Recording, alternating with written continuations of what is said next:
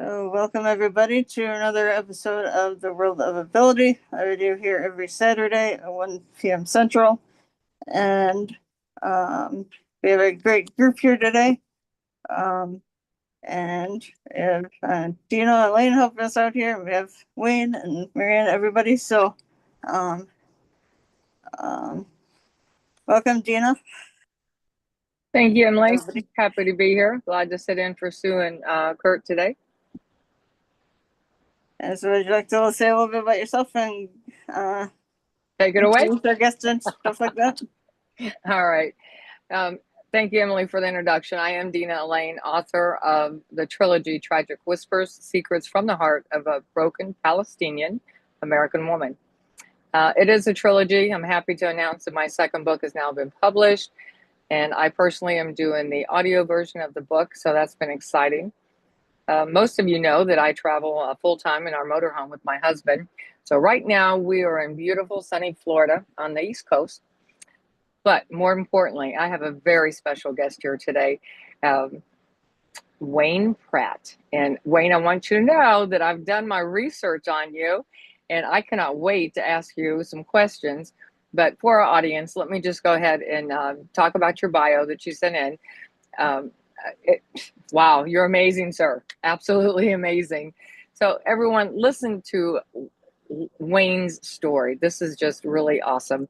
Wayne Pratt is a recognized speaker, author, and life coach who can make you laugh while making you think. He has been speaking for nearly 20 years now, and several years ago, he became a certified life coach. More recently, in May of 2020, after years of study, he became a Jack Canfield certified life coach. I can't wait to hear more about that one. He has addressed audiences as diverse as credit unions, school children, small business owners, mental health care professionals, and Sunday school teachers. Universally, they wanted to laugh and learn something.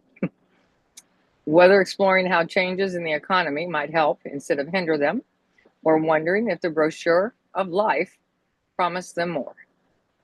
The people he has coached and has spoken to assure him that he has left them better than he found them. Wayne now lives in Kingston, Ontario, with his loving wife, Elizabeth, and he has raised his amazing daughter, Bethany. He loves playing with computers, arguing theology, and championing causes which makes life better for people living with mental illness. He loves playing with computers, as I said, and arguing theology. That to me, I can't wait to see what he does with the computers and theology if he mixes them together. So these are some of the questions I have, but let me continue. Wayne's new book, 31 Days, provides a month's worth of thoughts, tips, and techniques to help you better process and enjoy what you want to be and how you're going to do it and how you're going to be that person. That's exciting. So, with over 10 years of blogging, he has curated his best posts to help you get where you want to go and enjoy that place of where you want to go and be. More than 30 original yet humorous drawings by Ophelia Verk graphically illustrate each post to powerfully bring home points that Wayne makes. Wow. Wayne, welcome. Welcome to our show. It's an honor having you. How are Thank you you. today? You're welcome. I'm You're having a welcome. ball. Are you? Well, that's good. That's what we're here for, right? Have a good time, talk a little bit, and see what's going on, right? Well, you definitely have a history. I have just a ton of questions. Like I said earlier before we went live, I did my research on you, and I have questions to ask you unless there's something that you just want to, just come out of the gate saying, but it's up to you how you want to roll with this. I do see that you said ask away, so shall I? All right. Yes, you shall. All right. So, um, you've been speaking, and I have these written down just so you know, because I want to make sure I get these right. So, you've been speaking nearly 20 years. Yes. So, right? Okay. So, start us off and take us back to the beginning. What first inspired you to become a speaker? Well, I was in sales, and if you go to sales, you go to sales courses to get better at sales. So I ran into all of them: Brian Tracy, Zig Ziglar, tapes of Napoleon Hill, um, Tony Robbins. So I said, I could do that. I could. Nice, nice. Okay, you mentioned Ziglar and Tony Robbins. So those are some of the all-time greats. So I'm old. I doubt that. I doubt that. I'm probably older than you. I just wear a little makeup, you know. But it sounds like that you've had the experience, the training, the knowledge, the blessings of being with, shoulder to shoulder with some of the greats, which that right there to me is very impressive. Tell me one thing that maybe you took away from the group, of great speakers that inspired you again to start speaking, and then we'll get into what you're doing after that. Well, that's the neat thing, is that I learned I wasn't that great. Okay. And that you in motivational speaking, we all know the dozen people, but the rest of them are just trying to grind out a living and hope they get enough bookings so they can give up their job at the Walmart. Right, you're not wrong on that. But I will segue right away, though. That's kind of neat. I found out that many of the people that I go to the next year's seminar, Mhm. the same hotel a year later, and we'd all taken trust notes and got those lovely binders and the lovely CDs and whatever. And a year later, they had the same dog, the same house, the same apartment, the same job. Nothing had changed. And that was when I realized there was something missing, and that's when I fell into coaching. Okay, I like that. I like that. You saw an opportunity to serve people. That's how I like to phrase it, is you actually saw a need. Yep. And you jumped right on it. I love that. Thank you. You're welcome. I found it interesting too that in your bio it said that you make people laugh. Yes. While you also make them think. That's the goal. That's the goal. Okay. So was humor always a part of your speaking style, or is that something you developed? Always. Your character? You start off doing somebody else's. You go to Toastmasters and you're basically nothing but a regurgitation machine. But once it becomes yours, humor's been there since day one, because I see things differently. I see irony and funny everywhere. Okay. Like, I have a question for you. All right. If you don't pay your exorcist, can you be repossessed?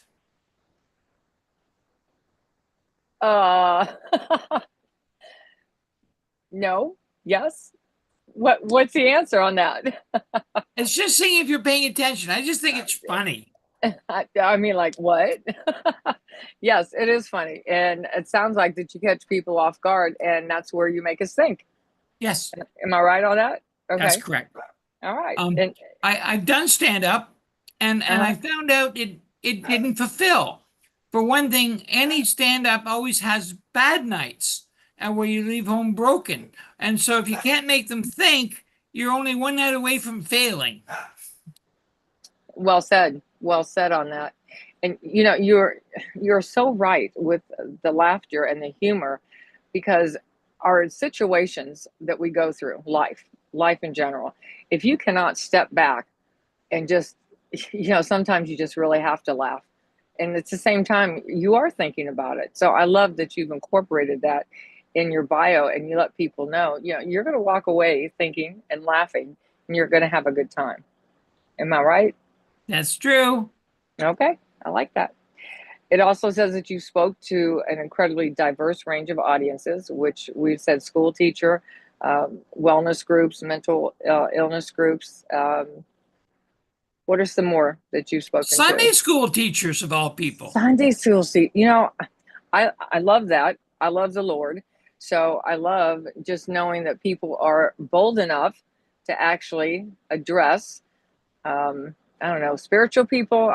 Sometimes, you get caught up in that politically correct verbiage, and I say spiritual people. So tell me about that. Tell me how did you get into speaking to Sunday school teachers, for example? Well, you are always somewhat at risk of who's on the other end of the phone. And so that the people who call you are the people you talk to. And this, I was actually, had done some work, and somebody made an offhand comment that they found it very, very hard to keep their teachers encouraged because they found out that it was hard to stay fun when the consequences were so serious. I mean, they're Good immortal point. souls. I mean, you can't get more serious than that. So how do we have a couple of laughs during it? I like that. I like that a lot. And you're I- not wrong. I also was the comedic relief during the full day. So they had a whole day of courses, and I was the one that trained to keep it light. So that's my story. Okay. Well, and it sounds like you're more than capable of doing that. So far, I'm having a blast. I hope you are. I am. Good. Good. So eventually, so you've been 20 years in this industry, more or less, right? Yep. Okay.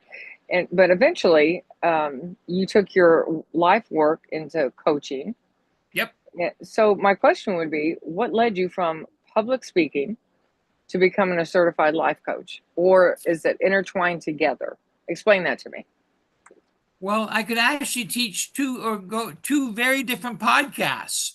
One of them was one of my jobs I enjoyed the most is I worked for a CA firm with a senior partner who didn't like people. So, true story. Okay. So I was the one that listened to their hopes and dreams and plans, and I got good at it.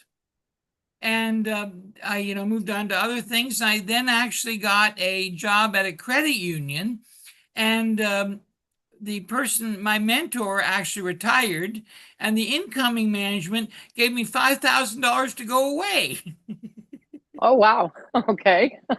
And as soon as your bank has money, your emails start getting very targeted. So I thought I could do this, and that's my story. Okay. All right. Well, it sounds like it's working out for you. It does. Thank you. You're welcome. You're welcome. One thing I noticed, and I don't know that much about this certification, so I'm really interested in hearing about this. You became a Jack Canfield certified life coach. Yes. Tell me who and what that is. Well, I was already a certified life coach, Right? but I'm also a huge fan of Jack Canfield, and not everybody recognizes the name, but everybody recognizes his brand. He's Mr. Chicken Soup. Oh, snap. Okay. And if you've Okay. sold 500 million books, you have credibility. So that's how that happened. Okay. And what does that type of training look like when you Well- become a certified Jack Canfield coach? Well, actually, it's kind of neat. First you read the book. Woo! Okay. And then it's a 66 chapter book.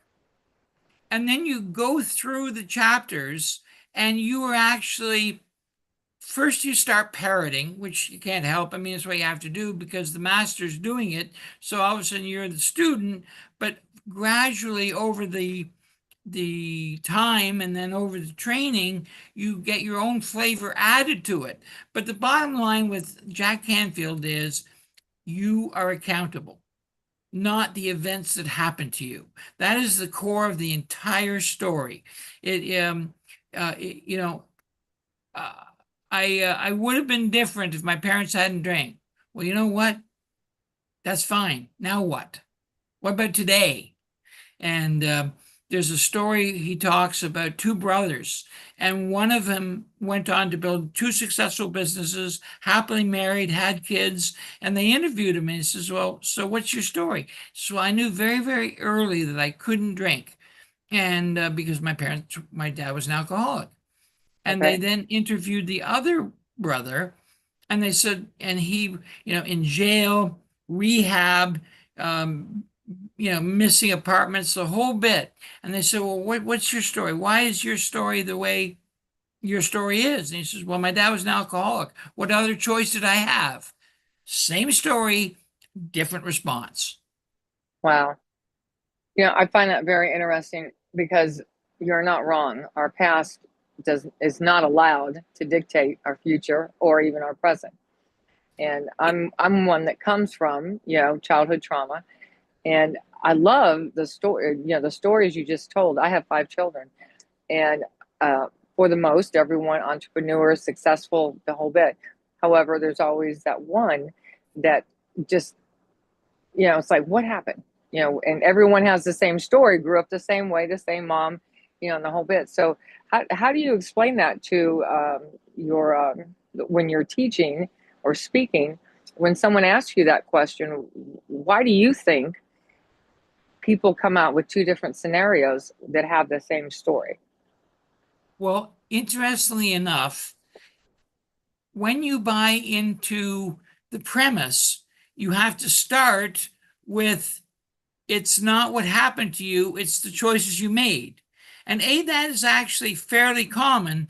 But if you didn't agree, you just put the book back on your shelf, and that would be it. And it'd just be one book you're not going to read. Mm-hmm. But the other thing is there's other authors like The Purpose-Driven Life, Mr. Rick Warren, who actually starts the book called It's Not About You. Yes. I couldn't read it for a year because I couldn't read a book that wasn't about me. Okay. But so the other thing is, you have the right to a pity party. Absolutely no question. But if it's more than 2 or 3 weeks, eventually you got to get over it. Now, these Okay. things are severe. They're tragic. They shape you. But what you do with it is your choice. Okay. So I'm playing, if you will, devil's advocate, so to speak. So you have a childhood trauma, Yep. and you have choices to make Yep. as you get older.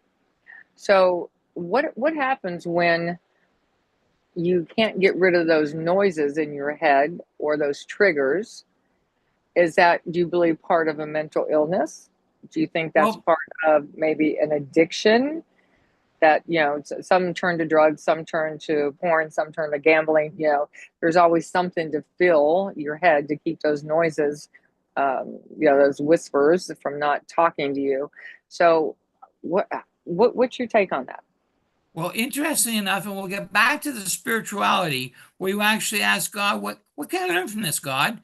But there's actually a really funny and tragic story. Well, my dad had been in business and had made and lost several $1,000,000 and then died. So the business fell apart, and I was Wayne Jr. I was going to be the star. It was all going to, my book was written. And ironically enough, I even they disconnected my phone because in those days, long distance was expensive. So I actually didn't even have a phone. And people said, Wayne, you got to get help. You got to get help. You got to get help. So I actually walked into an Emerge just to book an appointment. And when you walk into emergency asking for mental help, you actually set off a whole bunch of checks. Yes. But anyway, I sat down with my the head of the professor that ran the whole hospital. Very, very, very bright man, and very, very British. Like he even had leather patches on his blazer. Like he was the real deal. Real deal.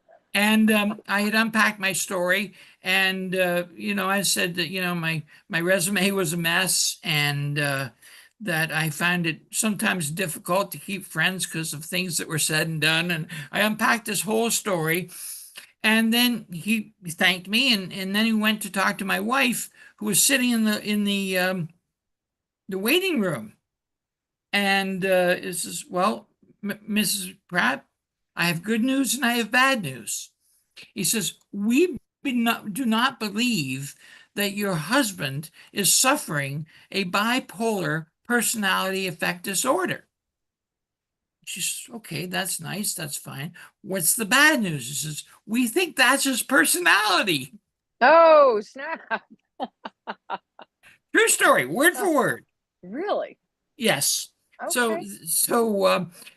but yeah, the other thing is once you decide through spiritual help, um, wisdom literature, good counsel, once you decide you're no longer a victim, then things can change. Wayne, that is a powerful statement. Honestly, that is such a powerful statement. And of course, this show is not about me, but I I can resonate 1000% with what you're saying. It took me years to figure out it wasn't about me. It wasn't woe is me, poor me. And I knew the Lord as a child, but through my addiction and my several marriages and on, I thought all this was too big for God. And I finally came to the realization, you know what? I'm done. I'm done. I don't want to keep trying to figure it out. These tragic whispers need to leave my head. I had, talked to my parents and that type of thing.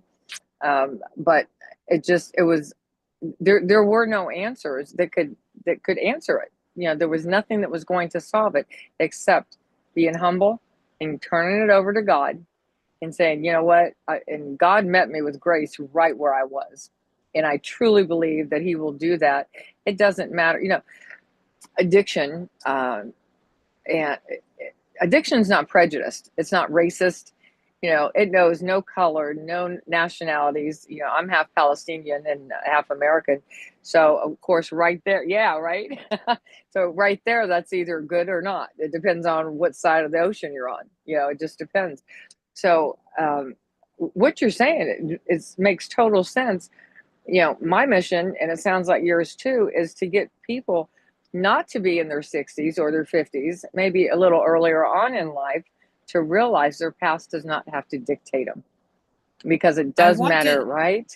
How they I show up want to every take a day. moment that's kind Okay. of neat because we mentioned spiritual things and addiction and God. Mm-hmm. We have met people and heard of people that actually went to the altar with a pack of cigarettes, left the cigarettes on the altar, walked away, and never needed it again.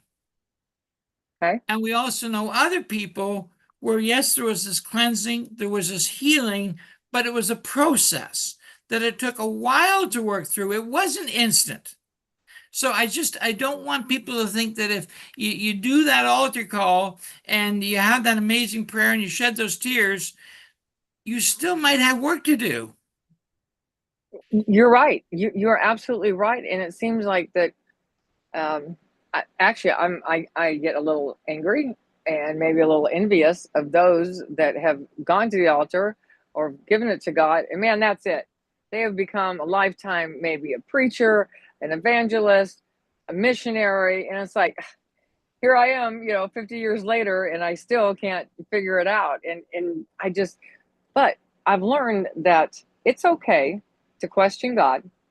It's okay to ask Him why. Why do I keep doing this? Why am I repeating this? Why?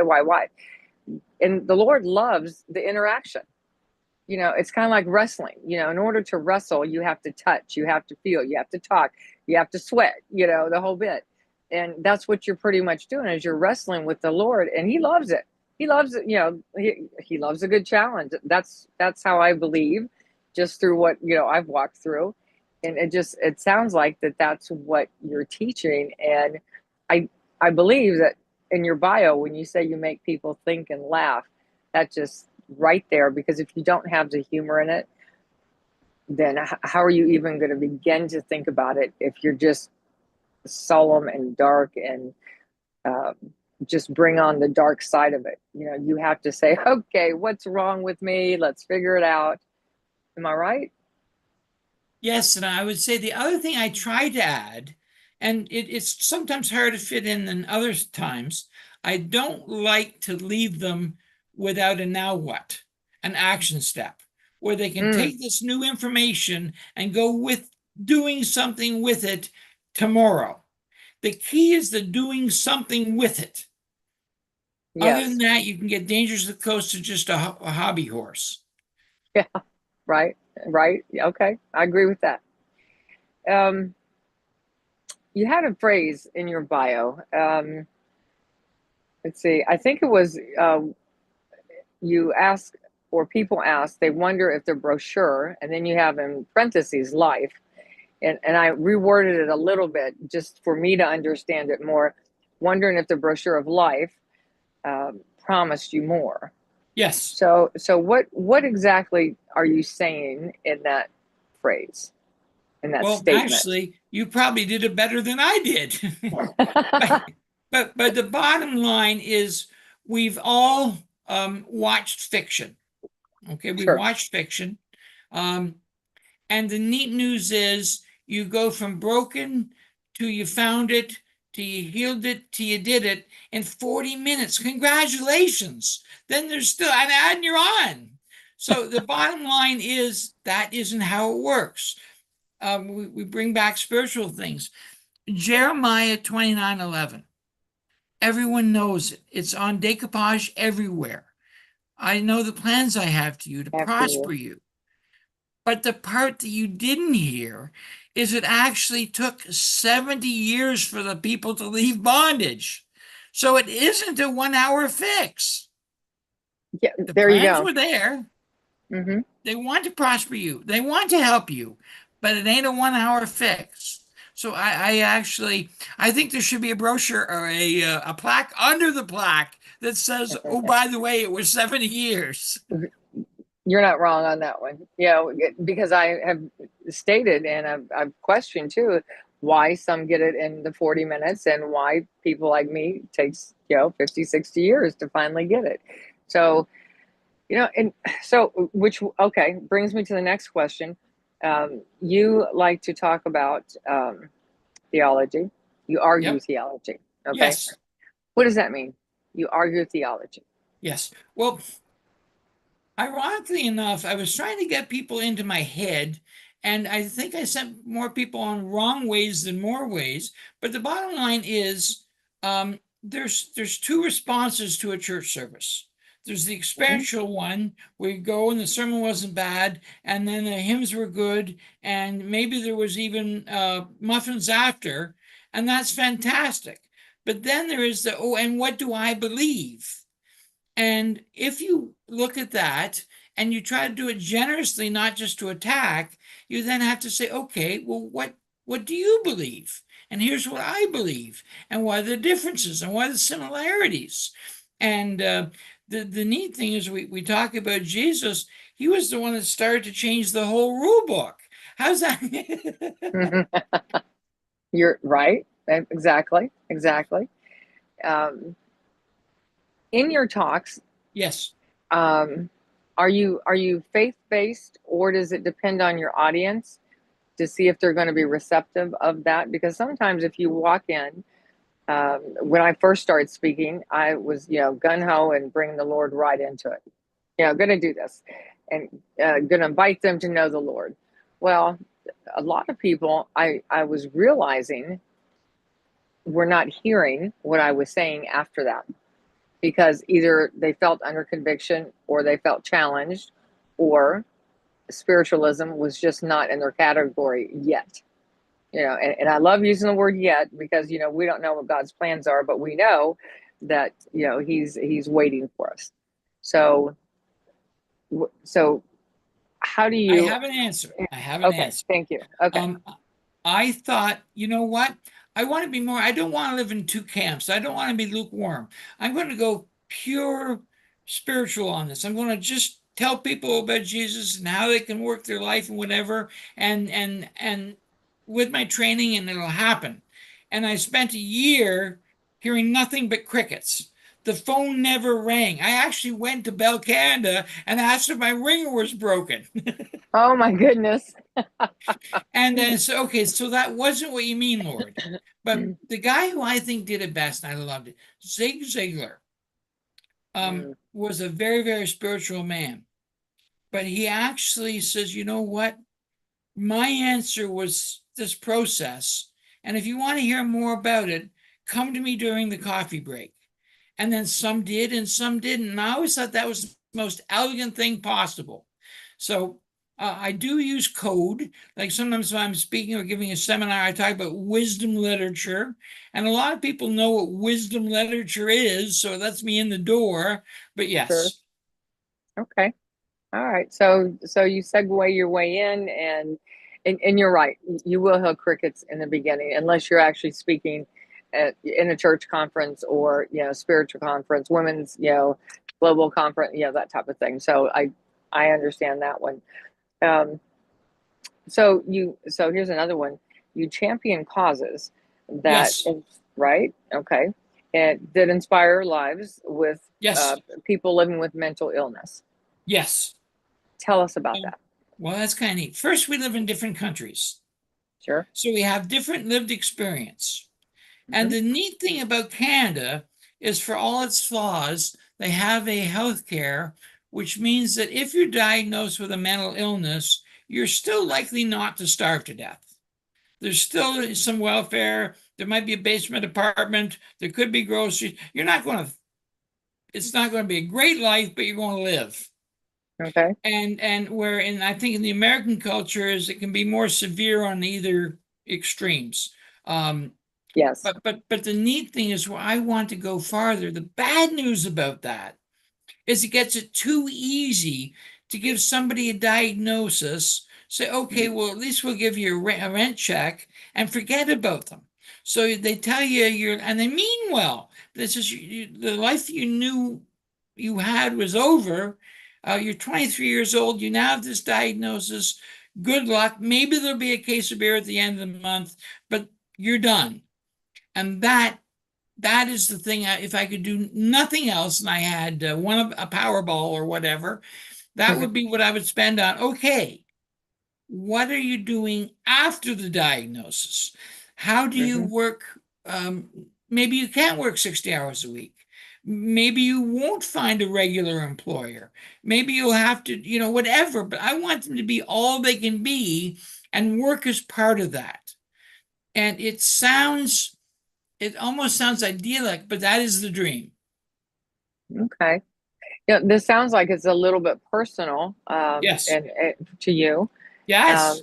May I ask why? What took you to being such an advocate for um, maybe your country, or I don't know if it's socialized medicine, if you categorize it in that. I know in Palestine and and in Jordan where I lived, it was socialized medicine. But this was 30, 40 years ago, and the people did not talk about anything like Yes. this. They didn't talk Yes. about child or mental illness, or we had a special name for people that were special. Yeah, and it sounds better in another language. When you're telling somebody that speaks English, if you tell them, well, my cousin, he's a habla, habla, in Arabic is like a little bit off. And if you say it in English to somebody, it's like, how rude, you know? So it just sounds like it is very personal to you. And why is that? Why are you such an Well, advocate for that particular cause? well, like I mentioned, having a brain that processes differently and having medical professionals advise me of this is not something just hypothetical. It is something I have been working with. Now, the neat thing is, the pandemic did a world of good in some ways, because all of a sudden everyone got a diagnosis. Man, they were Sure. 3 deep. Woo! Right. Right. But the idea is, well, two things. Our North American television, whenever there's a show that has the bad guy with a mental illness and he's acting out, it's the worst 2 weeks of his life. He may have had 40, 50, 60 years of normality, but that 2 week snapshot is all anyone's going to remember. Yes. And so that would be something I would like to break. The other thing, and this is there's a word called integrity. And integrity has two different meanings. And ironically, the word actually means, from the dictionary, that it's the same all the way through. And then how that got expanded, that you're always a good guy. But the bottom line, a sociopath could be equally integral if he woke up every day being evil. so True. so that So that consistency for some people, like myself, is a much harder challenge because people always wonder if you're going to drop the ball. And so that's why I use humor and you ask hard questions like, did I do this the way you thought? And Mhm. so, yes, so it is very real and very personal. And I would love to find organizations in North America who want to go with this. I'll give you the best example. My Okay. dream is you know that guy who's different and can't keep a job and rarely bathes and whatever, but somebody buys him a shovel and he does 5 walks when it snows. And everyone gives him 25 bucks. And he's successful. He's not six-figure successful. He's not by a jet successful, but he's successful in his mind. My dream is to find a guy who is high profile or high functioning enough to actually go beyond the snow blower and buy him a backhoe. And if he gets sick, we'll take it away. We'll park it for a month, and when he gets better, we'll give him back the backhoe. There you go. I like that scenario. I like that. I do. Um, so us talking about mental illness, and you talked Yes. about going into the hospital and Yep. the bipolar, and them telling your wife, yeah, that's your personality. If this is too personal, just say, let's just move on. So, do you take medication for I for that? have. You I have. luckily enough have stopped. For Okay. the side effects in my personal case, seem more than they were worth. Now, Hmm. the other thing is, when you have a personality disorder, it's very, very hard to tell what is personality and what is disorder. But one Thank you. thing that I Yes. have gotten very, very good at is apologizing. So that's something I've relied on. Apologizing. But Do now the other thing you feel is, you need to? oh, I've had to, yes. Have you? Okay. All right. Well, that tells me that you recognize uh, what happened or what is actually happening coming out of your mouth, and then the next words are apologetic. Is that something that uh, it just comes out? Um, and I'm asking honestly because one of my children are bipolar, and he doesn't believe that. He doesn't believe, but when he does go on medication, he's he's back to who we know and love and adore, and it's like wow. But he thinks after a while he's so well that he's cured and he doesn't need that medication. So, and then he goes back to not good things. This So this journey is a explain whole other why they do that. podcast. This Okay. journey is a whole other podcast, and you are so right. There's another challenge that you could relate to. Okay. The evangelical Christian who believes that God can heal Mm-hmm. and goes off his medicine Mm-hmm. and then reverts. He has an extra burden because God didn't heal. Now what? Am I not worthy? That's a whole other battle that I would love to spend time just on that. And we will, because I'll have you on my podcast. I'll make sure that we connect for sure. For sure. It sounds Well, like you really have some good insight on this. and has come at a fairly high. One thing I will tell you is I am married. I'm 39 years married to a Huh? simply amazing woman. It's 40 in October. And so actually, I haven't suffered nearly as much of a mental illness as she has, but it was my mental illness. And I understand that. I do. Some people won't understand that statement, but God bless her. God love her. Yes. Yeah, I hear you. I hear you. So you went from speaking, life coaching, and then Jack Canfield life coach. Yep. And so then you went into book writing, Yep. or maybe you did a little bit of that at the same time, but you came up with 31 days, Yes. right? And as I understand it, you were a blogger also for 10 years. Okay. So did you just put all of that together and come up with words of wisdom for 31 days? And what made you or inspired you or directed you to, like, you know what, I have all this knowledge in my head and I need to put it out bullet points. And your bullet points ended up being a 31-day program. Actually, it's Or really tell me. interesting. My mom was trying to publish a book. So she actually bought me a Jack Canfield Publish a Book course. And it was interesting, but module 8, they talked about the blank paper, that most people get stuck, that they're staring at an empty foolscap and then they're done. And they put it away after 2 weeks and they never approach it again. And he said something absolutely brilliant to me. He says, if you have a blog, you have a book. And then he said it again. If you have a blog, you have a book. And the lights came on, and I had actually typed 180 blog posts. So I picked the best 30, actually 31, and boom, I curated it and made it 31 days.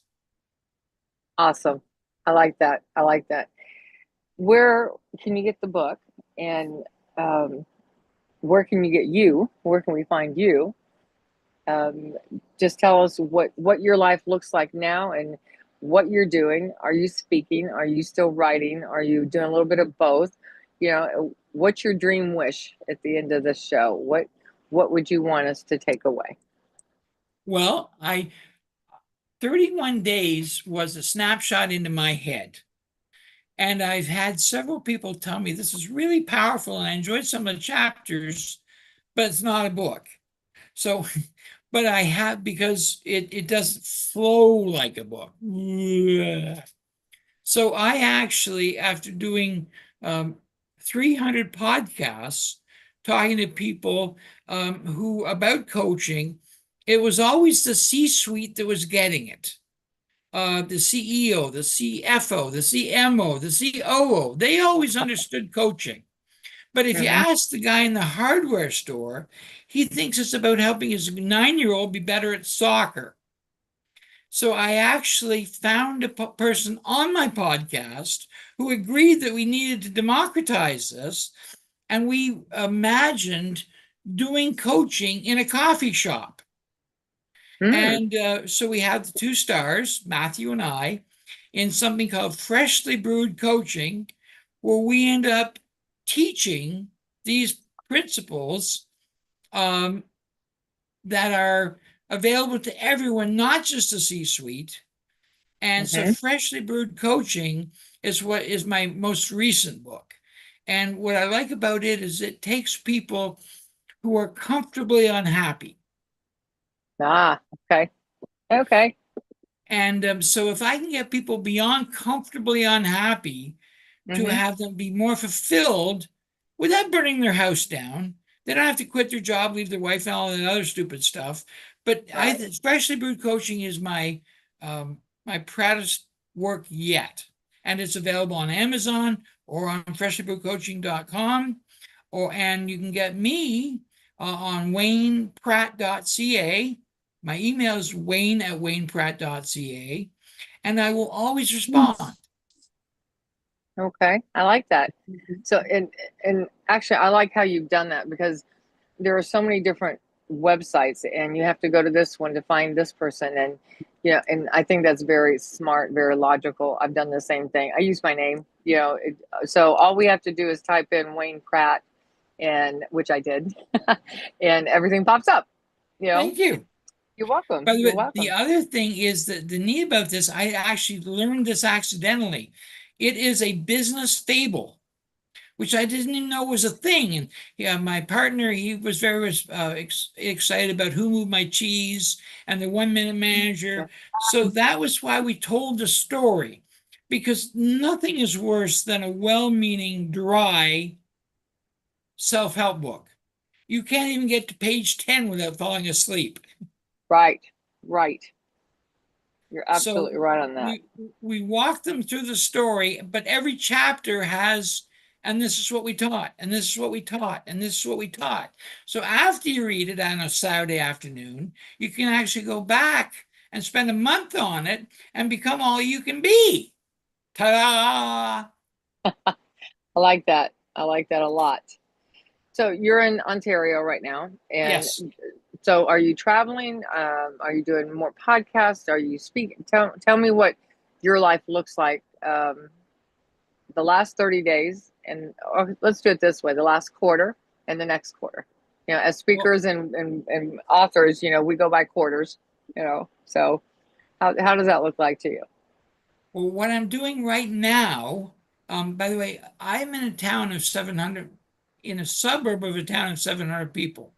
So it isn't like Up? Toronto, Chicago, Los Angeles, where there's hundreds of people that just show up at the hotel. In fact, Sure. Celia's Bay doesn't have a hotel, ballroom or not ballroom. So a lot of this is this box that we're on. But the goal is actually what I'm doing right now is next week we're packaging a course based on Freshly Brewed and then teaching from there.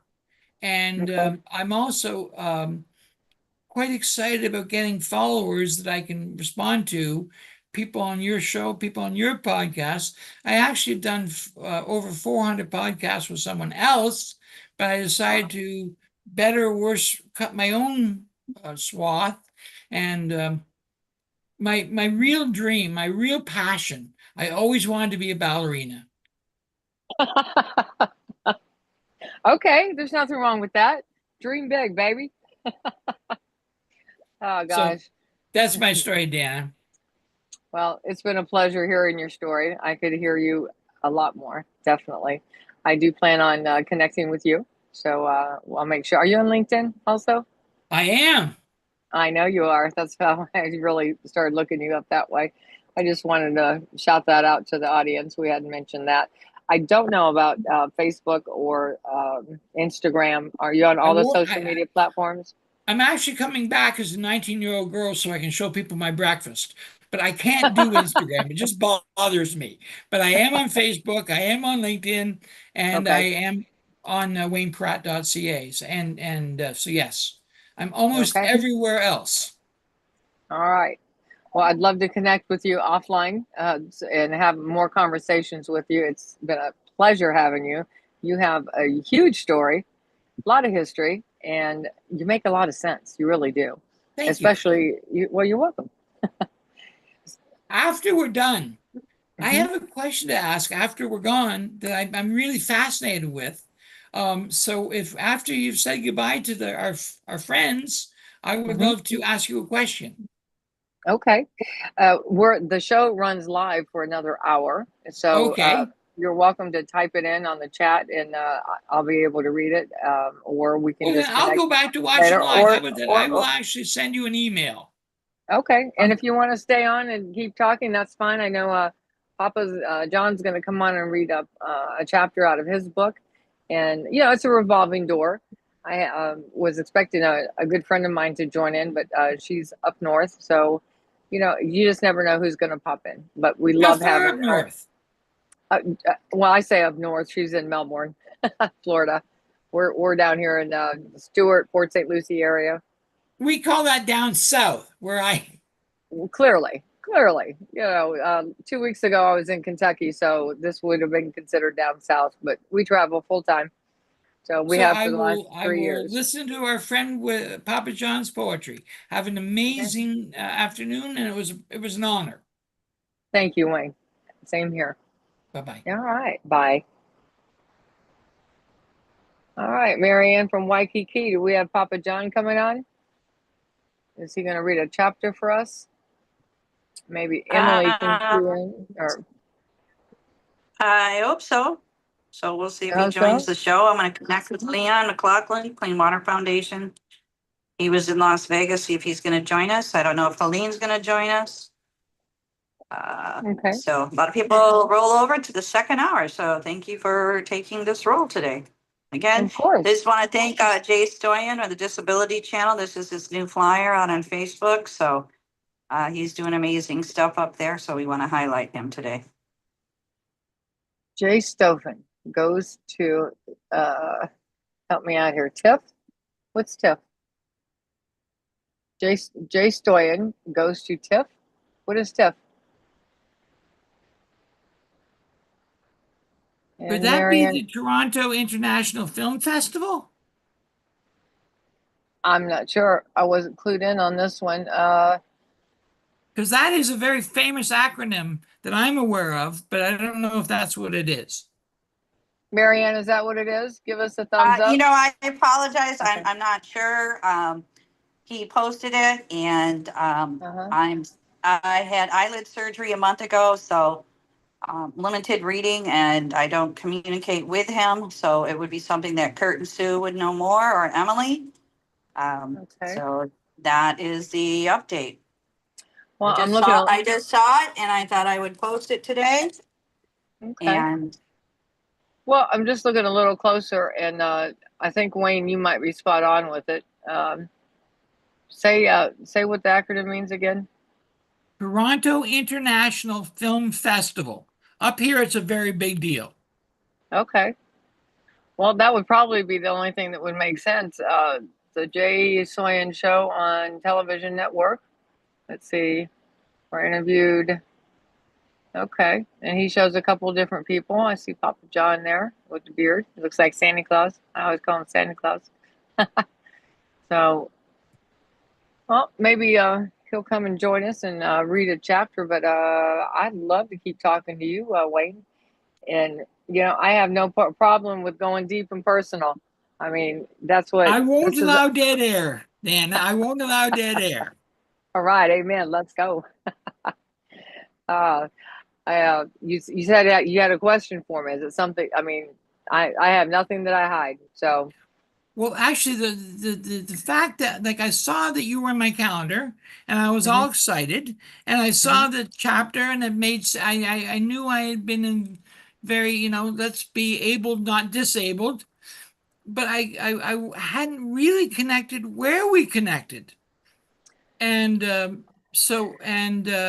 neat thing is 31 Days is now 5 years old, so that was why I was trying to. Wow. How did I go into time warp and back? good question. Good question. This whole industry, honestly, is pretty new to me. I've only started publishing and speaking in the last 3 years, literally. I'm a retired hairdresser and executive chef for the Hilton. Yes. Great company.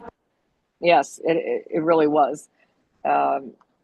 I've always been an entrepreneur. I've owned restaurants, just anything, it's like jack of all trades, master of most, honestly.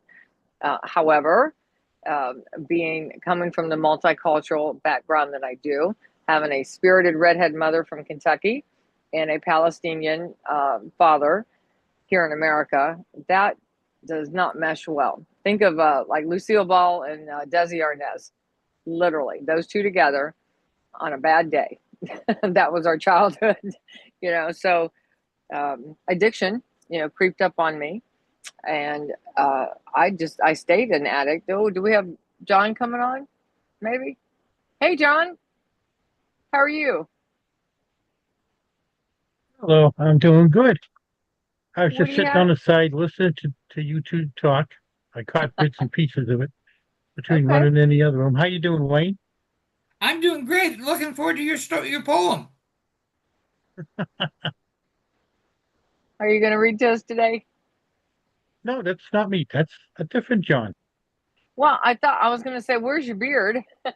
I've only actually visually seen him once, other than his posters and all. Sometimes he'll read, off screen, and so just not. It's like, wow, you shaved your beard, but yeah. So tell Do us you have a about you. limerick No. for us? If you don't have poet, maybe a limerick. There you go. Make something up, dude. We're on air. I could you read you my page and a half bio. Well, that works too. Tell us about yourself. Well, basically, I do, as you can tell by my sign here, I'm I reading, do yes. marketing, Mill City Marketing MA, my business. I started it probably, I would have to say, right after COVID. like most people, they start businesses when COVID happened. Sure. Right. Um, my story actually starts a little bit before that. Um, I used to work for the local newspaper years ago for like Mm-hmm. almost 20 years. Started off Oh.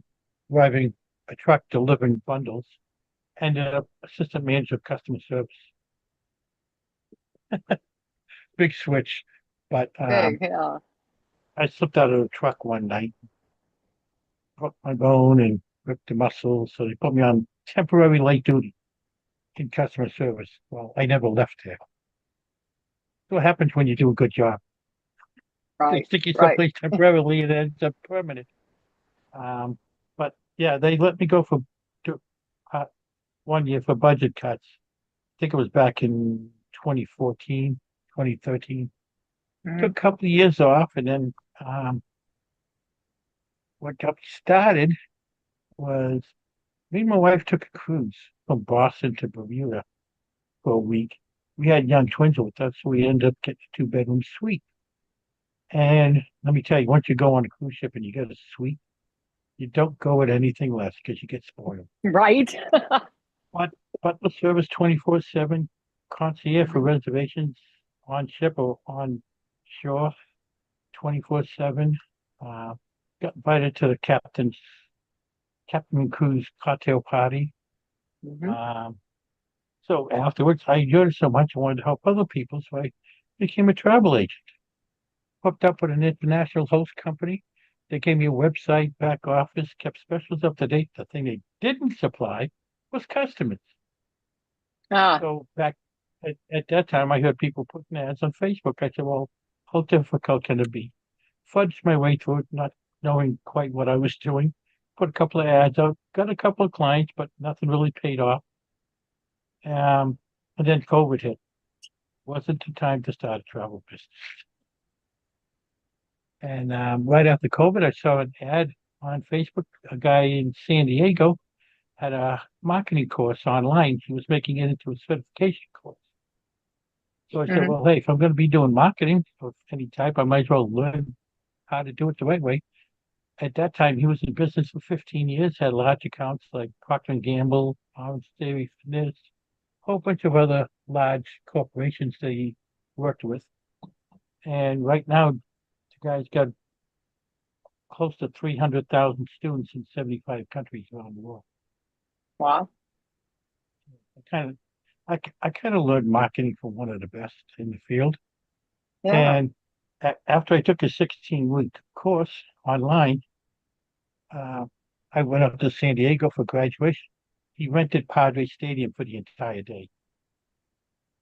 Fireworks display after the graduation, party up in the clubhouse afterwards. Uh, and being a people person I am, this face was on screen almost every week for some reason or another. So we're gathering outside the ballpark before the graduation. I had Mhm. people walking up to me that knew who I was, what I did, and where I was from. I had Wow. no idea who most of these people were because they were never on screen. Uh-huh. Once they said their name, I knew who they were. Some of the people I met there, which one of them I still chat with online once in a while, was a Super Bowl champ from the Colts, who now has 5 businesses going. Last I talked to him, maybe 6 by Mhm. now. And and every graduation he does, he brings in a couple of guest speakers. The year I went out there, he brought in Les Brown, one of the most sought after motivational speakers in the world. The year after that, he brought in Damon John. These are people he hangs around with. Even some of the people that Wayne had mentioned earlier. Uh-huh. He's been Big on dogs. stage with. He's been on. He's been on stage with a lot of the ones that Wayne had mentioned earlier. I still keep in contact with his team. As a matter of fact, I have to email one of them back again. But so basically, what I do is I do ads on not only on social media.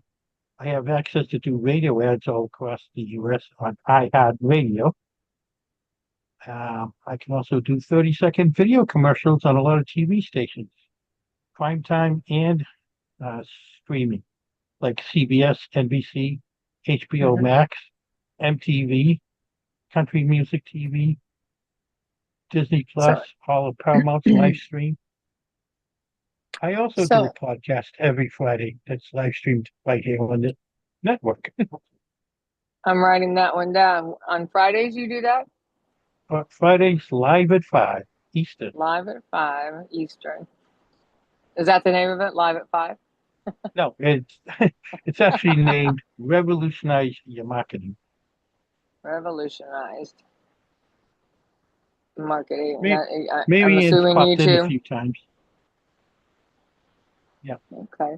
All right. It's live Got it. streamed on YouTube, Facebook, Instagram, and LinkedIn. Okay. And are you what you would consider an influencer? I wouldn't say that, but probably other people would.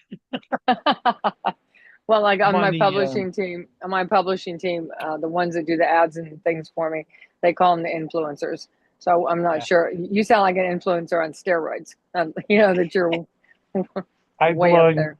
I'm well known on the Alignable platform, Okay. which is All a right. business-to-business networking platform. Well, I've had so many people hit me up with that. Roger Prasad and a bunch of people, and I just, I'm trying to get through this third book. It's a trilogy. Second one was just published, and I started.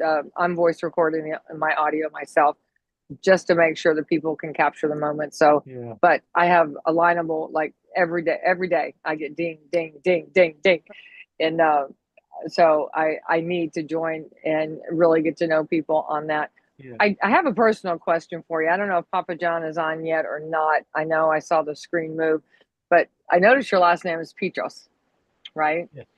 So Yep. that's Greek. That's Greek, right? No, No? Syrian. Close. Everybody thinks I'm Greek. Stop. Really? You're Syrian? Okay, I'm My, Palestinian. my father was Syrian and my mother was Canadian French. Figure that one out. Wow.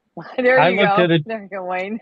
when I grew up. Of course, when CBs first came out, I was on it a lot. And I look at it this way. I'm either a camel that jumps puddles or a frog that lives in the desert. One I of my love handles that. I used to use on CB was Uh-huh. desert frog. Until I learned there are frogs that live in the desert. Ah, And you'll never right. guess what they're called. What? They're called horny toads because they have a little horn on their head. Uh-huh. Okay. They're called horny toads. I said, Horny okay, toads. that's it. I'm changing my handle. Yeah, I don't blame you on that one. People have a field day with that one. Definitely. Definitely. Yeah. Wow. And as you can tell by this symbol here, I'm a #1 best-selling author on I see Amazon. that. I see that. There's a group on Alignable, relatively new, called Business with a Purpose. Okay. And a couple of the ladies got together and put out a collaborative book. Okay. I'm writing that Yeah. down. All right. 42 authors, all from Alignable. We all have a paragraph in the book, and we talk about our business, how we got started, some of the things that we've gone through, and why we do what we do. It's Wow. available on Amazon for $18. Uh-huh. They're actually coming out with another one. They were going to do 4 of them.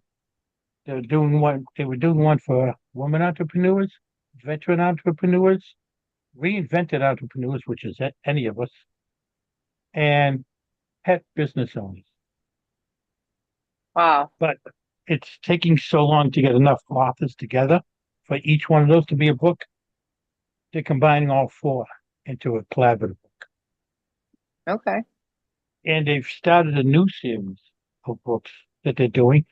They're called the expert books, where it's one author per book. You can explain your business, how it works, Mm-hmm. things like that. And this is unheard of in publishing. They can get those expert books out with the system they have set up from Uh-huh. start to print in 2 weeks. Oh, wow. Wow. That's One of fast. the things that makes it easy is the system puts the books up all laid out the same way. Uh-huh. The website for their books is businesswithpurpose.org. Business with They purpose. just started Okay. those expert books probably, I would say probably like 3.5 months ago. Okay. Last I checked, they've already got at least 12 of them out. Is this the book where, and we have this audio we're going to play from Papa John. But is this the book where so many authors flew out to sign it at the same time?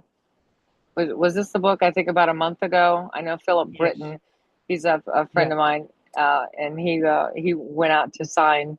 I guess it was a Guinness World Book of Records that they broke of how many authors showed up to sign this book. Oh, I don't know. I didn't hear about that. I didn't hear about that part of it, but Okay. they did have a group go out to Arizona to do a book signing Uh-huh. at a function. I didn't attend, but I had my own book signing up here with another one of our members that's up here in Massachusetts.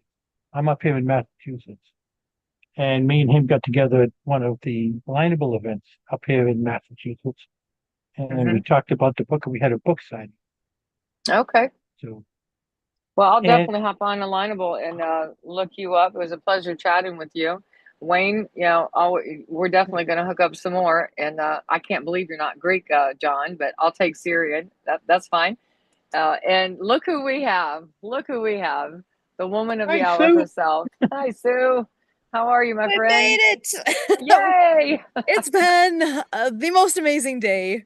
We did Yeah? adaptive water skiing this morning with Pewaukee Lake Water Ski Club. And Okay. I think we ended up with 10 participants, and most of them went more than once. And it was a great day on the lake. We had such a good time. There was quite a few coming in like, when can I go again?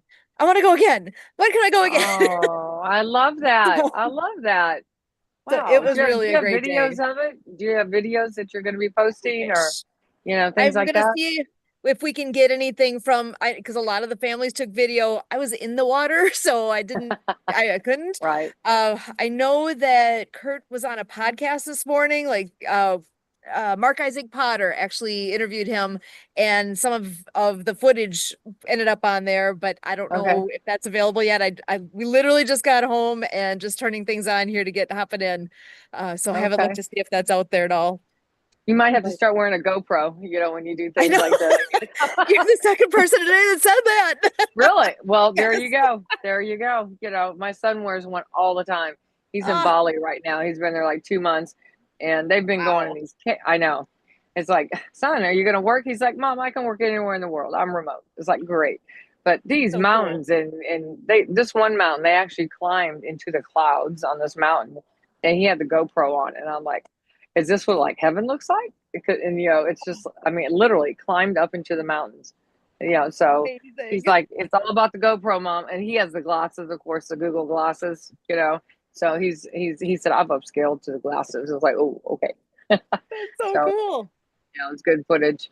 But I've enjoyed chatting with these gentlemen here. And I know Marianne from Waikiki, she posted, she had the book clipping from Papa John. So I guess I will turn it over to you and I'll let you do your thing. Thank you for allowing me to sit in for you and Kurt. I You have loved no it. idea how much we appreciate you. This course. for us, this made it possible for us to finish that event and then come here, and really I'm so grateful. You're Well, I'm happy to amazing. do it. Thank you. Thank you. We're settled down in Florida for the winter. So my schedule, we're not, before it was just like, oh, can I get to there? Can I get to here? So now we are finally settled through April, and then we'll go up to New York. I have a promo going in Times Square in May for the last book, the final edition. But I'm available. I'm here. I'll be hopping on your Wednesday and your Friday and your Saturday shows. Awesome. Yes. I'll try and do the shakedown with you too if I can make that one. Can't promise one on that one, but the other ones. And always send me a reminder. It's because they're how we forget so much, and They're just, I do have an office now though. That's what's really cool. Where we are in Florida, my friend has a tiny house, and I said, "Oh, let me just take that." And so I have an office. Yes, That's fun. my motorhome kitchen table is no longer my office, so it's exciting. That is But, yeah, exciting. happy to help, and yeah, whatever I can do at any time. These two guys have been great. Wayne, I can't wait to pick your head some more. John, I'm going to look you up on Alignable and see about well, I call it influencers, but you're an influencer on steroids. I am looking to make the book into a movie, and I have contacted the Kirkland brothers. I've just started to, so I'm just in the tiny, tiny stages. So we'll see how that goes. Maybe I can get some advice from you on how to do that. So anyway, I'm signing off as host, but I will be here as a colleague, participant, friend. So here I am. It's all to you, Sue. Amazing. Oh my goodness. And I know we've got a few more friends that are joining us here in the meantime as well. I'm going to go ahead and bring them in.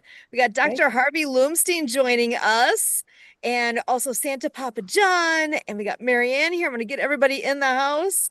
Dr. Harvey, you want to go ahead and say hi first? Hi. How you doing? I missed the first hour of this. I tried to log on, but nobody answered the doorbell. So It was a little funky timing Yeah. on our end. Yep, all Yeah, I know. good. So but I thank got the note taker thing. So There you go. go ahead and introduce yourself, remind everybody who you are, and then Santa Papa John, I'll send it to you next. I'm actually outside with the dog and she's all tangled up right now. I'm going to rescue her from being tangled and I'll come right back. the short version is I fix brains. I've been fixing brains for 50 years. I fix the brain the brain in your head, and then I fix the brain in your gut. And when I fix the brain in your gut, I not only fix the brain in your head, but I fix your immune system. And when I fix your immune system, your detox pathways start to work. And why is that good? Because if your detox pathways aren't working, you're going to get sick. And the longer you live, the sicker you're going to get, regardless of what you have, because you get something called a metabolic disease. Your body can't rid itself of waste. And then you end up with all kinds of things like kidney cancer or kidney disease or lung disease or pancreatic cancer. Some of those nice things. And they can all be avoided. I'm 80 years old. I do what I say. I practice with food. I love that.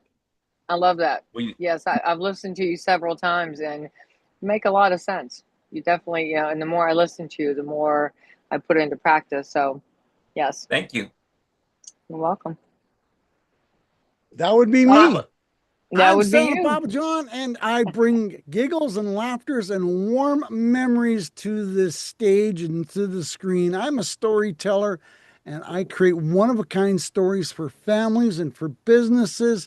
But I'm also a t-shirt creator, and I've created some amazing t-shirts lately as fundraisers for foster care initiatives and Autism World organizations. I've got 3 more coming online this afternoon, and I'm donating $2 for every one of those t-shirts to their particular groups. I'm having a blast doing this, and I'm creating some interesting things. But yes, I am not a normal Santa by any stretch of the means, and we all know what normal sort of, is a little interesting word, but I do this year round worldwide with well over 100,000 followers on social media. And, joy has no season. So how can I bring wonderful memories to your families? Let's have a conversation. I'm Santa Papa John. Miss Marianne. Well, hola and aloha, everybody. I'm Marianne of Waikiki. It's my book author name. It was my sign language name in the island of Oahu, Waikiki, Hawaii, where I was a sign language interpreter for over a decade for a deaf man at the Unity Church of Hawaii. 36 years ago, I was a case manager with the deaf when President Bush signed the American Disabilities Act in Grand Rapids, Michigan. So I'm retired. in San Carlos, Mexico. And I'm a sailor. And so we are anchored here for the last 4 years. We left during COVID.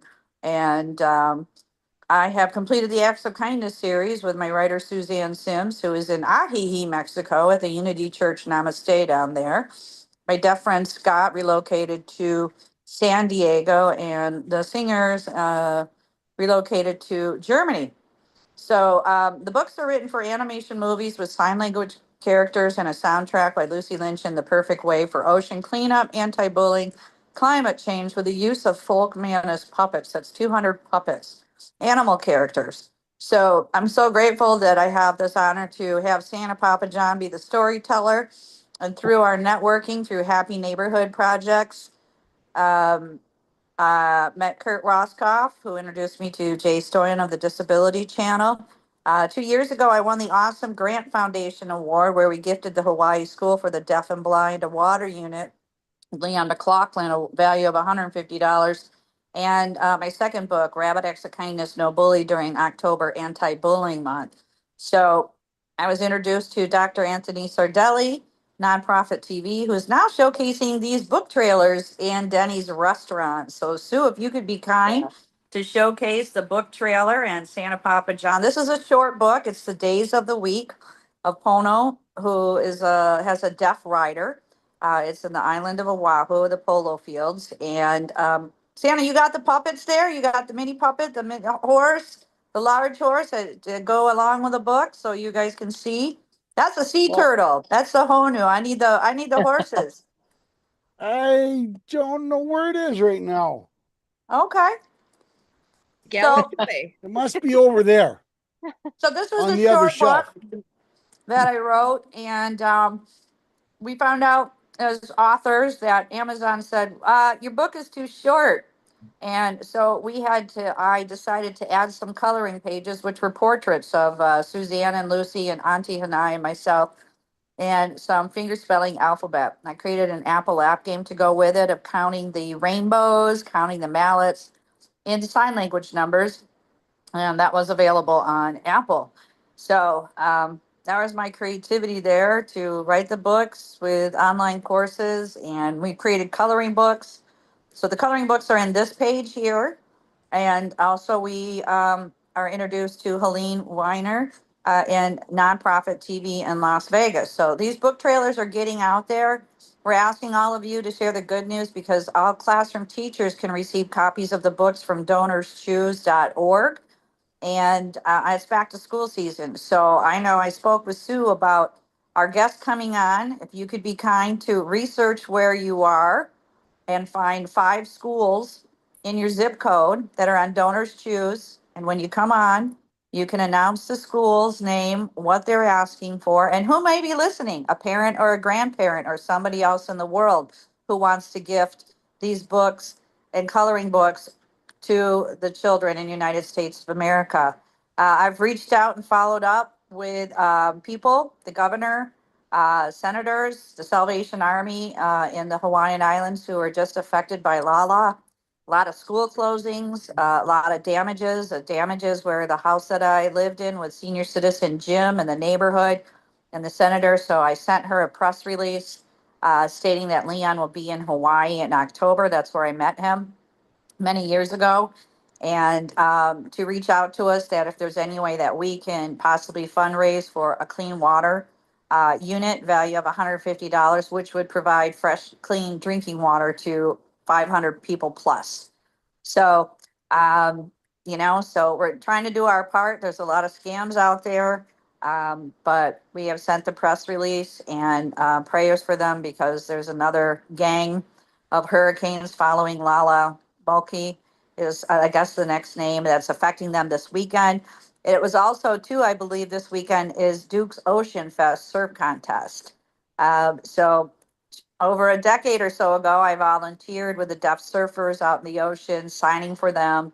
Their after award ceremonies, there's a lot of veterans that were brought down, amputees that were all competing out there in ocean sports and everything. So I believe all that has been postponed with last weekend and this weekend. So I don't have any update for you guys on that, as this is the World of Ability and the Disability Channel through Toronto, Canada.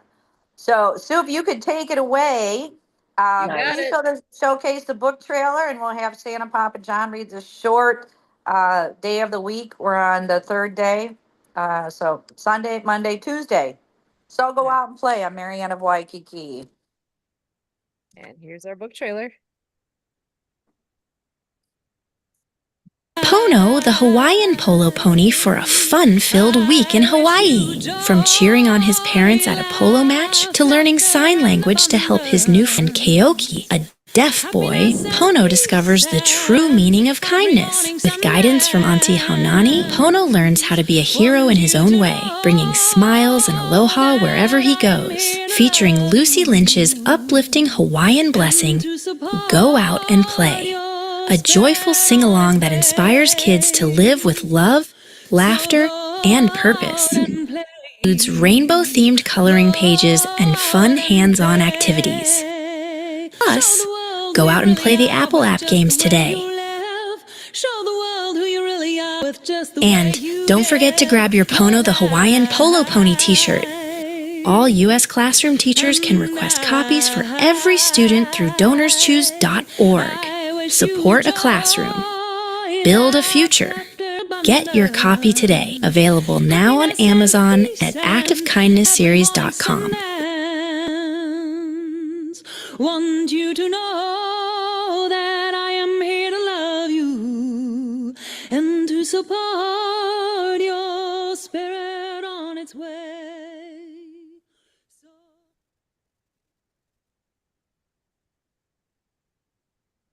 Beautiful.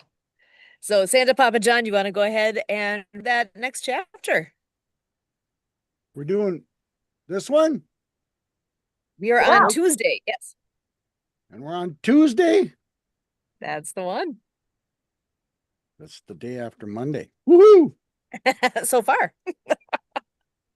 Tuesdays were a favorite day for Pono because in addition to their oats and hay, Auntie Hanani and her children would treat the horses to tropical fruits. Ooh, what a delicious. Anyway, they would bring a basket overflowing with ripe pineapples, bananas, papayas, and coconuts. Say that quick 3 times. All of which came from the local farmers market. As soon as the horses saw Auntie approaching in her truck, they would come quickly from the pasture to the barn gate, where they would wait with great anticipation for their weekly treat. When it came to the bananas, Pono would eat the entire banana, skin and all. Woohoo! That was it. There we go. Well, That was a excellent. beautiful day on a Tuesday. So Absolutely. Yeah, Every day is a beautiful day. You get out of So- bed, you're going to be happy and cheerful and positive. yeah, so I want to share with you too, a couple of years ago, Subaru Hawaii was donating $25,000 to Donors Choose Teachers in Hawaii. So we'll see what they're going to be doing and other organizations too. So I encourage all of you to look on DonorsChoose.org, find a school and a teacher and announce it on our podcast so we can start supporting them through back to school season with these educational products. So thank you again, Santa Papa John and Sue Roscoff and all the guests. And Dina too, what a great host you are. Glad you're here. And yeah, you, we're hitting Marianne. 100 degrees here in Mexico. We're staying inside. It's the pool. And it's my landlord's birthday. So I made teriyaki chicken. He likes teriyaki chicken. And I sang Feliz Cumpleaños around the pool with a microphone. And I put a sash on him today. So they like to Nice. celebrate down. They like to celebrate down here. So anyway, that's what we're up to. Dr. Hardy, I just want to give you a health update. It's been a month since I had my eyelid surgery for the cholesterol patch. And it was, a 45-minute outpatient surgery. And he injected Novocaine, like dental work. And then he went in and cut it off and framed it so it matched the other side of my eye. And he called it was generous skin. And it healed pretty rapidly. And I had the stitches out. So limited pain. And it feels better not to have that heaviness of a cholesterol patch, which was kind of like plaque, is what he explained. And so yeah, So recovering it and was on your eyelid. yes. Yep. Ooh. Yeah, that's where they get yellow spots, cholesterol spots around the eyelids and underneath. Some people can get it. So I had July, I had my labs done and everything was normal, mammogram, pap smear, and no cancer detected. I didn't have parasites, but that Sunday, that was Friday, July 3rd, that Friday, I came down with the explosive lettuce diarrhea. I had it for 3 weeks, so it was not fun Oh. whatsoever. And anyway, so we are getting back our energy, and I'm able to swim in the pool now, so that's a good thing. Yeah. Yeah, especially And since it's so hot. yeah, so he gave me a 3-day traveling antibiotic, which didn't do anything. And then my friend told me about this probiotic that her doctor gave her. It did help a little bit, but yeah, 3 weeks, 20, yeah. And so it's no fun for people, just to let you know. And I had no parasites in the lab test, so that was the ironic thing. And so, and I didn't eat at Taco Bell, so I just think I picked it up at the grocery store, touching lettuce. And I had 4th of July party. Nobody else was sick. I was. I just thought it was hot sauce that I ate, and I haven't eaten that. Anyway, safe recoveries to everybody. So, and I had Well, the chiropractor over here, and I went and got my shots in Tucson a week ago for my birthday, and used United Healthcare. So I'm giving you guys an update. United Healthcare has a exercise program, rewards, and so you report exercising. I swim, I walk, and you get $10 a month. Well, I accumulated it, so I had $400 and then $50 in over the counter. And I was able to select products such as Theraflu and Claritin. And I got a water pick and some toothbrushes. And my nurse friend Carla, I went with her to Tucson. So we took care of business and traveling up there, and got my 3 shots, shingles, tetanus, and hepatitis B. My arm's sore, so I've had the massage therapist work on me. We think he hit the bone, and the chiropractor. So yeah, or it's a nerve. But anyway, I'm just happy to report that everything's done. My to-do list was done. United Healthcare. So in regards to the rewards, they send you a card and you can use it at Walmart, Target, CVS, etc. And they didn't give me the card on time, but AI said it was in the system. They don't tell you that it's on your app, okay? So a lot of people were uneducated, and I'm sharing this with you because we went to 2 Walmarts, okay? We went in line to buy these products. They said, no, your card doesn't work. We talked to United Healthcare in line at Walmart. She says, oh, it's a different card, and we shipped it out to you, and I still didn't receive it when I was in Tucson. So the 2-week span of business days, 14 days, and so we had to put everything back. So not only the manager at Walmart didn't mention anything, they were not trained that you can use the barcode and that your card is uploaded to the app, and they don't scan it, okay? So they can use the scanner. So when we went, I'm waiting for this card. We talked to another lady. They outsourced to Philippines, and she tells me all the stuff that I can use it. And Carla, we were on for hours, and so you can use it in the back of your card, okay, even if it's on your app. So, and then we talked to another one in regards in India outsourcing, because I'm trying to get reimbursement for my dental and getting my eyelid surgery codes and everything into the system, because I sent it out a year ago and they told me they never received it. My chiropractor goes, United Healthcare doesn't like to pay you, like keep the money in their own bank. So you got to follow up with them.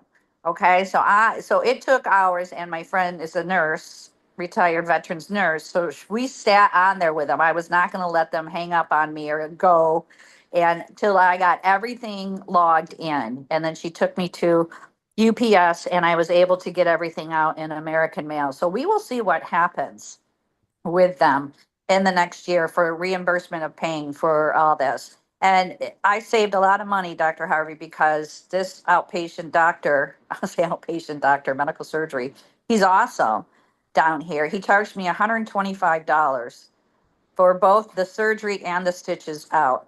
Now they wanted $4,000 at the hospital down here and $350 a day in Tucson. So not to say you got to shop around. It wasn't a real So- life threatening thing, but it was affecting me. And so I'm grateful. Here's the hint to get your money.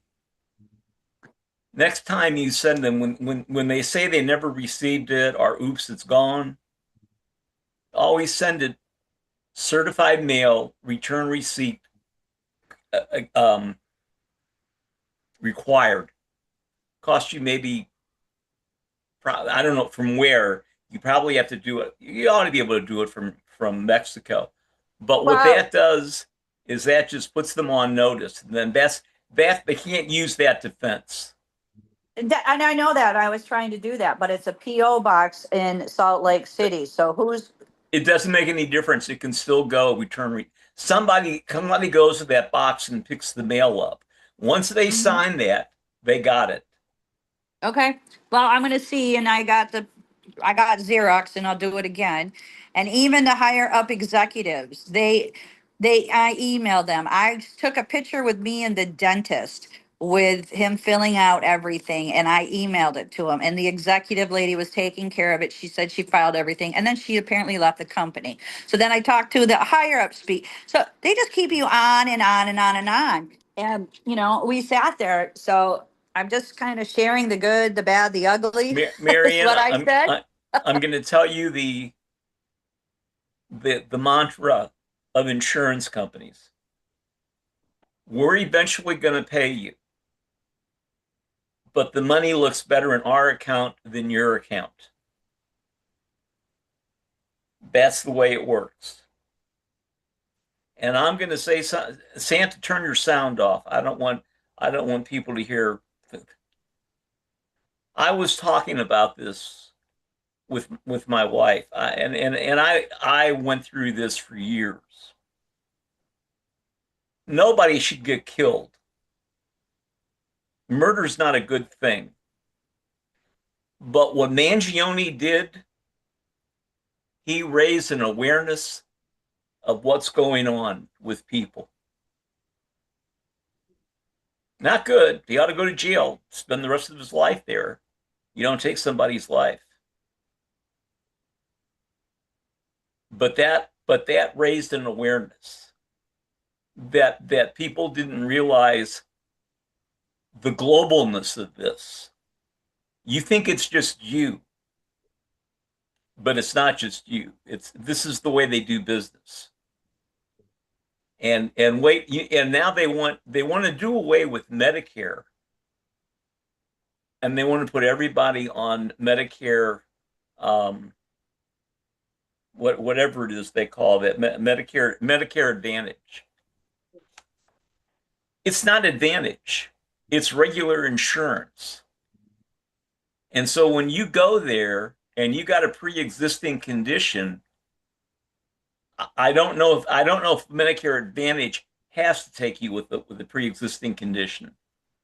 But if they don't, they put you in a pool for your state.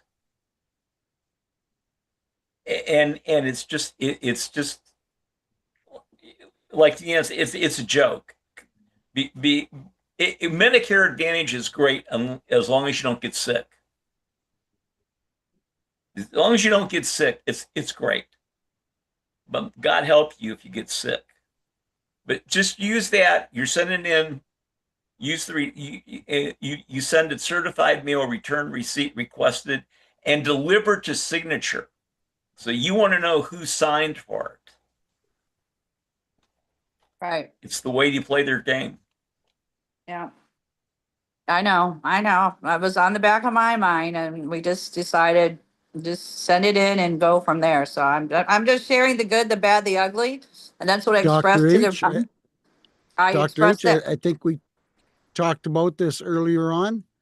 If we were to change all the hospitals in the United States to nonprofit, they might get back to doctoring.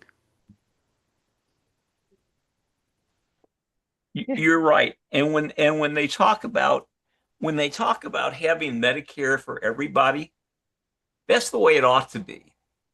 Because then you've got a wellness system and not a sickness system. A profit system. Well, you have to ask yourself, what kind of system is it where your profits your profits are based on the services that you don't do? Right. Because every process has a cost. You know, it goes back to the statement that you see floating around society that they found a cure for cancer 30 years ago. But why would they release it? Because it's a $10 billion or $100 billion a year business. Actually, you could do this. You could actually get hydrogen oxygen HBOT, hyperbaric oxygen chamber. You can get that. You can put it in your house, and you'll do just fine. You won't be sick. Yeah. It'll cure everything. Literally, it will cure everything. Well, what they're recognizing now is also the vibrational frequencies of sound bath bowls and healing vibrations. The hospitals are starting to recognize that. I'm reading articles. And so In this country or down where you are? no, it's I think United States, but anyway, I'm reading some articles. I have to find it, but anyway, it is, you know, therapeutic and everything like that. So It's and- the way the brain heals. The brain Yeah. heals through sound. yeah, no, I listen to it all the time. So I Right. change it, my back, my neck, and you know, different things. But also I got realigned by the chiropractor. I feel better. I got blood flow in my neck. I'm not stuck. My wrist. And so I just wanted to share with you too. So I had the shots. So my arm, it really hurts and sleeping. And back to the education of the United Healthcare workers and working with Walmart. We went to the other Walmart where there is a pharmacy. And I go, hey, I got this card. They say I can buy all this stuff. I can buy an air fryer, and I got a mattress cover for $70 because it's all my rewards. And I got to go shopping and certain foods and stuff like that. So we go to the pharmacist intern who did the shot, and they go, oh, we don't scan the thing here. And then the technician girl goes, something. And then Carla came up and goes, you got the barcode. So we were educating them that they could scan the barcode off of the United Healthcare insurance plan, which paid for my shots, that I got all this stuff for free and a massager. So there was just a lot of lack of education from all the executive agents at United Healthcare to the managers, the pharmacy department in Walmart. And thank God we had time on our hands and a lot of frustration. And I'm glad I'm sharing that with you as well. So if you have people using it, this was my experience. Like I joked around too, the good, the bad, the ugly, right? I mean, tell me, a bunch of running around and, you know, embarrassing. We had to put everything back. And why didn't the manager, anyway, I'm letting it go. It was a learning experience. So I can tell you my to-do list was done. So I got my insurance set up there, hospital, Carla, anything happens, we're down here. I got a state ID. I didn't get to meet with Derek. We went to Denny's restaurant for my birthday for the free Grand Slam. We were on the World of Ability podcast with you guys. We shopped and we were taken out by some veterans for dinner. And anyway, had a good time. So I know this is educational purposes in the World of Ability, but I just wanted to give you an update. My eyelid feels a lot better. So that is my health update. So And it seems like you're good for another 7,500 to 10,000 miles. I love that. Oh, well, and You I- know, oh, Dr. go ahead. H, talking about that, my dad had 2 artificial knees, and the first set lasted 25 years, which is unheard of for Yeah. artificial knees. Back then, And yes. it was funny because my dad would go to the doctor's once a year to get his annual checkup for his knees, and the doctor would say, "It's time for your grease job and oil change. I don't know what you're doing, but keep doing it because you are leading the pack on whatever you're doing right." Even today, that's good. Yeah. Oh, phenomenal. Yeah. Yeah. Most of them, you hear the stories of, three surgeries in 10 years to replace them because something's gone wrong. Yes. That's why I work very hard not to have knee surgery. I'll tell you something I found out, and this probably goes back to what's going to happen to all of us. There's a drug that I take, and it helps me concentrate because of the muscle disease. I got the drug filled in December of last year, and I paid $9.70 for 270 tablets. Wow. Then I went and got it filled in March, 3 months in March. And it was $99 something, $99. And I went to the pharmacist and I said, "What is this? It's not our fault. It's because you have the deductible." I said, "Yeah, but the other medication I'm getting here, that's only $2.50." And you know, when they canceled my plan, they just canceled it. I had to go buy someone else, and I told these people what I was paying, and so I had a good stash of these things that I didn't use 270 every month, Right. so I was able to put some away, thankfully, because I had 5 months worth left.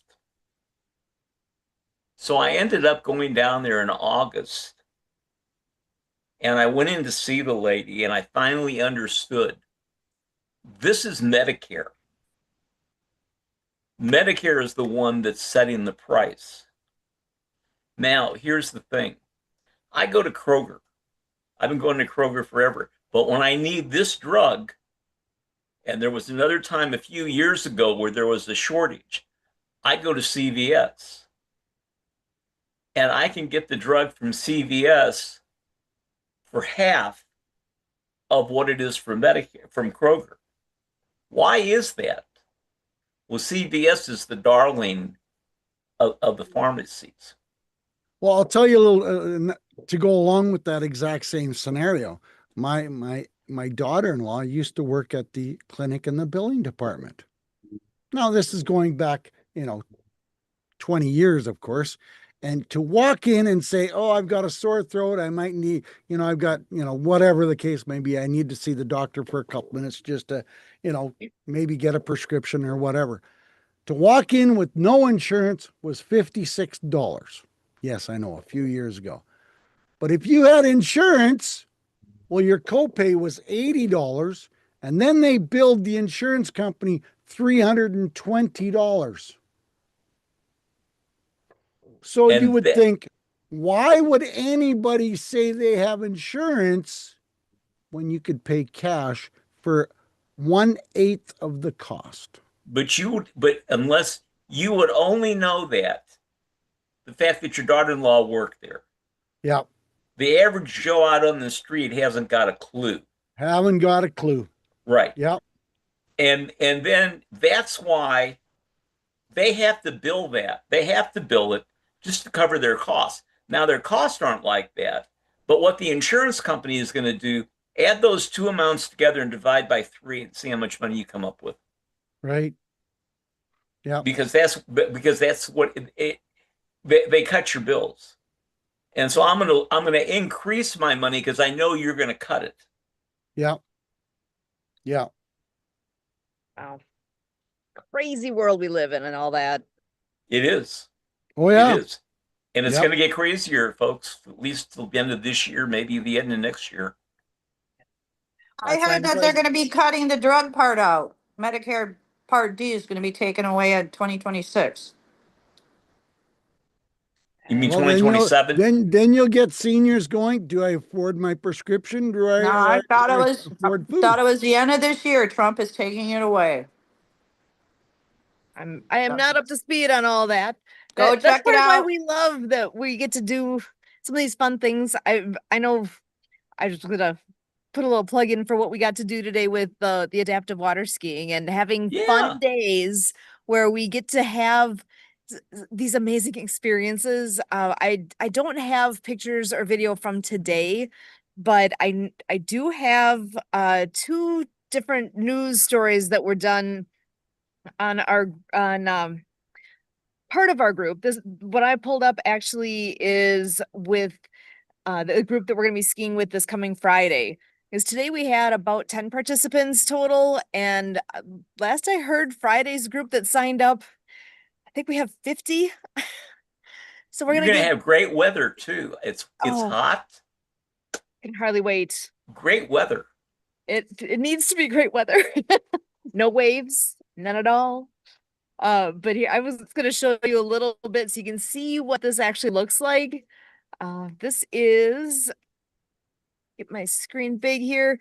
On this particular website is lindsay.org. So you can see her name on here, Lynzay, lindsay.org. And the whole thing with us being at Burlington, a big chunk of it has to do with that we are blessed to have her, that we get to do this in her memory, basically. And you know what? That particular one is not a playable one, but this one is. One of the things so many people in Wisconsin love to do, get out on a lake and water ski. Yeah, but not everyone has the ability to do that. Fox 6's Ashley Sears takes you to an event allowing people of all abilities to ski.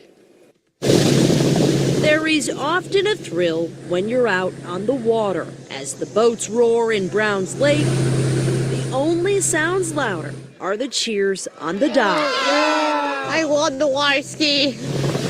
Cheyenne Buss is trying it out for the first time. Yeah, it was fast. She's one of 40 people living with disabilities going out on the lake. We started giving free water ski lessons to Memory Lindsay. The event was created by Rick Legis in honor of his late daughter.